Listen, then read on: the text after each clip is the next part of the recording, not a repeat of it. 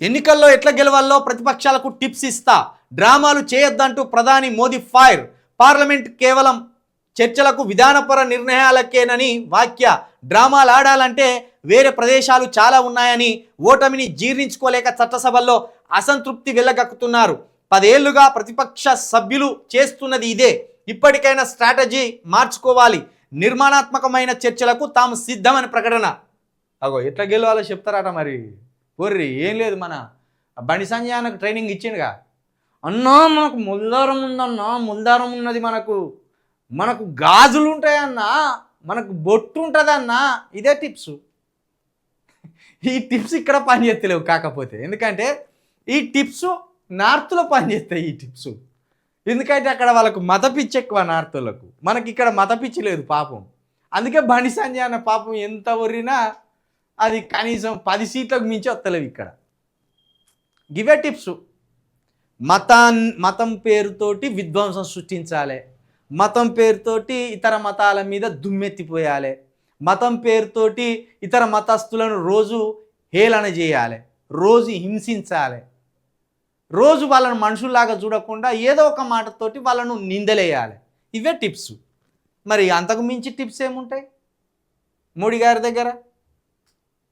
ఎన్నికల్లో ఎట్లా గెలవాలో టిప్స్ ఇస్తారట. చూడరి ప్రతిపక్షాలను ఎంత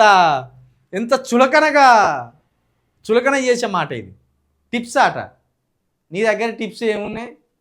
దేనికి వచ్చినావా దానికే పడుతుందట బీజేపీకి ఓటు. అదొక టిప్పే.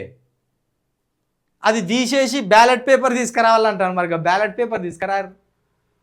టిప్స్ లేదు, పాలు లేదు. ఆ నార్త్లో కొంత మతమైకంగా అమ్ముకున్నది. నార్త్లో కూడా కొంత దొలిగిపోయింది.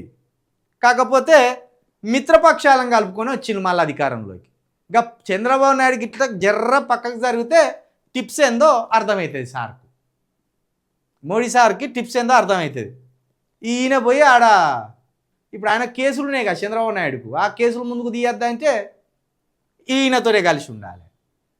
చంద్రబాబు నాయుడు పుణ్యం వల్ల ఇక మోడీ గారు ఇంకా ప్రధానమంత్రిగా ఉన్నారు. వీళ్ళకి మెజార్టీ వచ్చింది, మెజార్టీ రాలే. ఇంకా ఈయన ఇతరులకు టిప్స్ చెప్తారట. మెజార్టీ తెచ్చుకోలేనోడు ఇతరులకు టిప్స్ చెప్తారట. ఈ చులకన మాటలు, హేళన మాటలు మార్చుకోరు. ఇంకోటి, ఈ పిచ్చి తగ్గించుర్రా.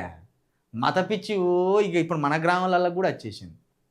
ఎవడు చూడు మత పిచ్చితోటి రగిలిపోతాడు. అన్ని మతాలు కలిసి ఉండుర్రి.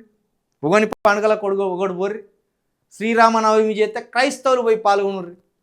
ఇప్పుడు క్రిస్మస్ రాబోతానే, క్రిస్మస్కు క్రిస్టియన్స్ పిలిస్తే వచ్చి మంచిగా చర్చిలలో కూర్చోరు. దేవుళ్ళకి లేని పంచాయతీ మనుషులకి ఎందుకైనా నాకు అర్థమవుతలేదు.